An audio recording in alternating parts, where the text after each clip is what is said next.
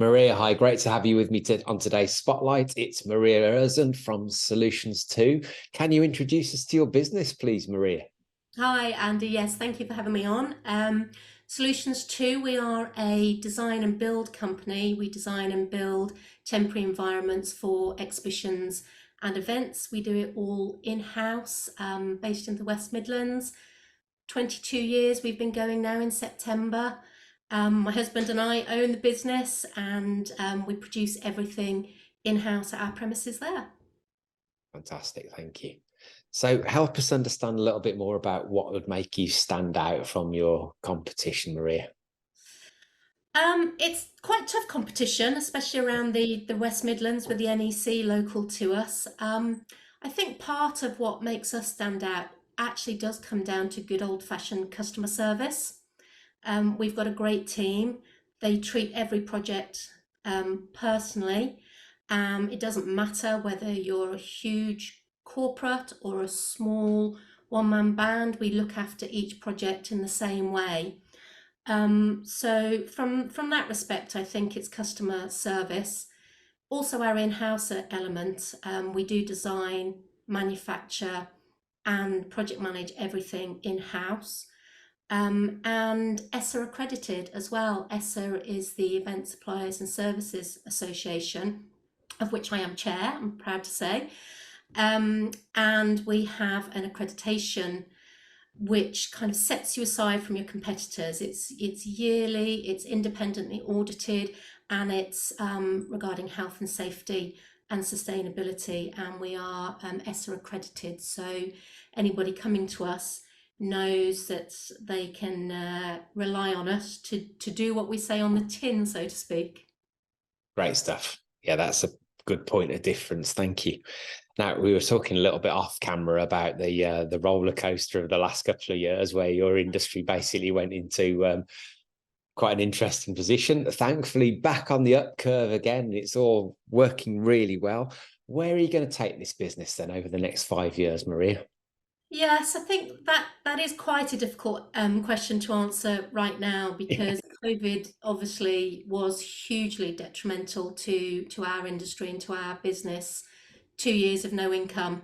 It's difficult to come back from that. Thankfully, we have done. We have a fantastic team. We're just at the point where we've rebuilt the team to pre-COVID levels, and we are growing again. I think at the moment we need to take a breath. It's been a roller coaster, like you say, through COVID and since COVID. We've had false starts where we went into lockdown again. And I think we're just in a position right now where we want to sit back, we want to reflect on what's happened, where we're going to go, continue growing. We don't want to rule the world at the moment. We want to maintain the level that we have at the moment, the quality that we have in terms of our customer service and the end product. And I think just allowing ourselves a little bit of time to breathe at the moment is probably the best thing for us. Sounds good. So, question for you then, in the 22 years you've been doing this, what would you say your biggest learning has been as a business owner? Oh, 22 years of owning a business, you have a huge amount to learn. Sure. We'd started the business, I was 27, so quite young, and mainly because I didn't like where I was working at the time. So I went on holiday and thought, I know what I'll do. I'll set up on my own. But I think the biggest learning curve, or the best advice I can give to anybody, is to pay for good advice. If it's whether it's accountancy, financial advice, or legal advice, or HR advice, it's very easy in the early days to think, oh, well, I'll do it myself. I'll save on that. It's quite expensive, but it will pay dividends in the future, making sure that you have really, really good advice and good advisors around you. Yeah, great point. What's been the biggest, aside from the obvious, what's been the biggest challenge you've had? Aside from the obvious, which was a huge challenge, I think the biggest challenge is probably people. It's probably recruitment. It's not something that people wake up in the morning and say, "Oh, exhibitions and events, that's what I want to go into, designing and building stands." Necessarily, people tend to fall into it, and then you either love it or you hate it, and you know very, very quickly whether you love it or hate it. And finding people that love it actually isn't that difficult. It's a great industry to be in, but finding them initially is quite hard. There's no apprenticeships for it.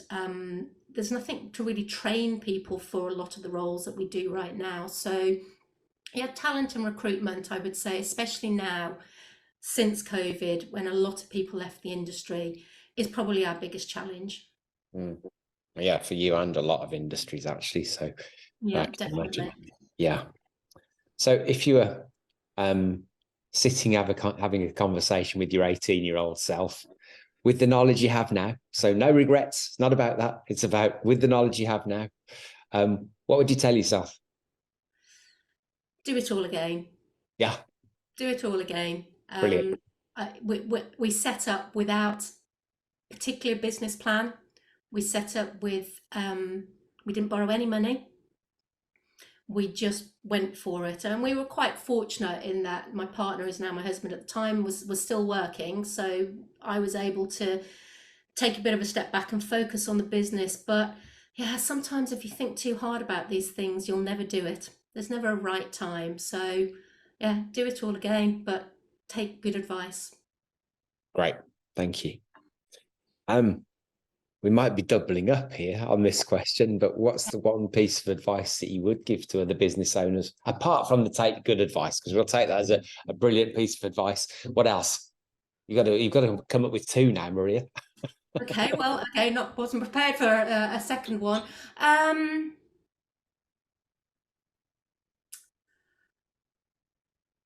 Oh gosh, yeah, that is quite difficult actually to come up for a second one. Give me a second.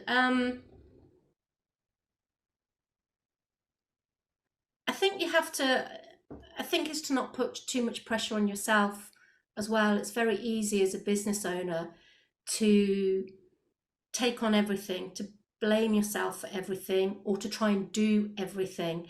Delegation, it's really, really difficult to do, but use your team, use their strengths, be aware of their weaknesses and your own weaknesses, and enable them to be able to make decisions on your behalf as well. I think that's a brilliant piece of advice, given that it was on the spot. Thanks. Thank you. So all of your contact details will be down there. So everybody can get in touch and find out more about you.